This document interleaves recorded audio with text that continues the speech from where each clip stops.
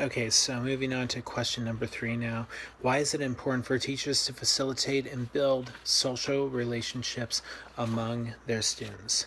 So, according to Teachers Channel on collaboration versus cooperation learning, it's important because of the fact that students learn best from their peers. They learn best when they're dealing with one another, when they're actually interacting with one another. So individual students need to have and feel the power to work out their own concepts and not only work towards developing their own concepts, but also building them where they can actually build into a greater idea. So that's according to that website. However, for this question, the majority of my work will be coming from peer mediation or peer assisted interventions, which I thought was an absolute great article. The reason why it's actually important to take and develop good relationships between students is because of the fact that students to student relationships, it warrants more individualized attention than a teacher can sometimes give, because a teacher might have 35 plus students in a classroom.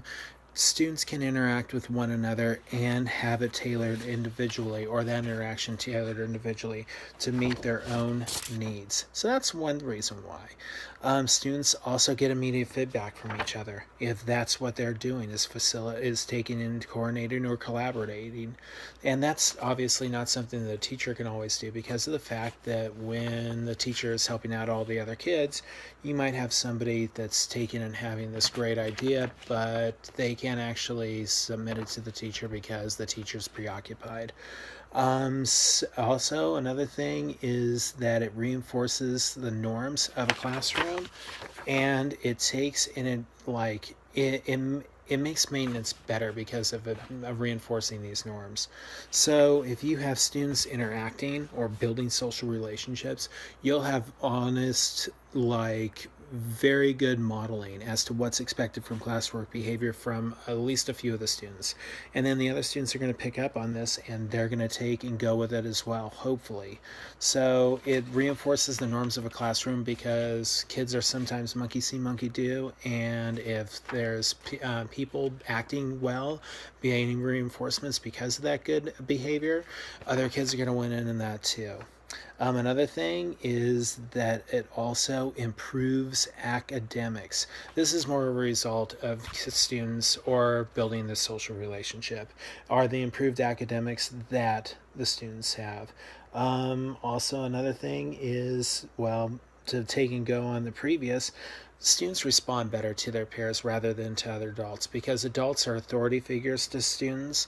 They already know that they might get in trouble if they take an act out against them or do anything against an adult for that matter, or a teacher. With other students, though, they're going to be more candid, they're going to be more open and transparent.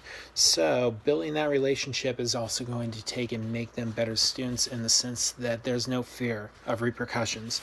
They can take and do what they have to do to actually take and get the job done, to explore the concept they're exploring. Then finally, you do have well, if you have students who are actually like target students, you can take and build their confidence, or you can take and have them build relationships with other students. And target students, once again, could be students who have behavioral problems, or students with disabilities, students who are possibly just shy.